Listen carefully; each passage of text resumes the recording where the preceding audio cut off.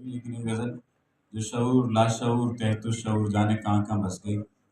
محبت کا اثر ہوگا غلط فہمی میں مت رہنا، وہ بدلے گا چلن اپنا غلط فہمی میں مت رہنا. تمہارا تھا تمہارا ہوں تمہارا ہی رہوں گا میں، میرے بارے میں اس درجے غلط فہمی میں مت رہنا. بچا لے گا تجھے صحرا کی تپتی دھوپ سے تیمور، کسی کی یاد کا سایہ غلط فہمی میں مت رہنا. یہ غلط فہمی میں مت رہنا کیوں یاد آیا؟ کیونکہ میں شاہد اشرف صاحب کو بلانے جا رہا ہوں. شاہد اشرف صاحب نے بھی کہا کہ غلط فہمی کسی کی دور کرتا رہ گیا ہوں، غلط فہمی کسی کی دور کرتا رہ گیا ہوں، کوئی پیغام ہوں میں اور لکھا رہ گیا ہوں. سر یہ ایسے ہی ہے.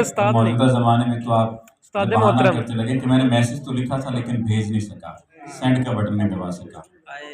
بہت تکلیف دیتا ہے تیرا خاموش رہنا، مسلسل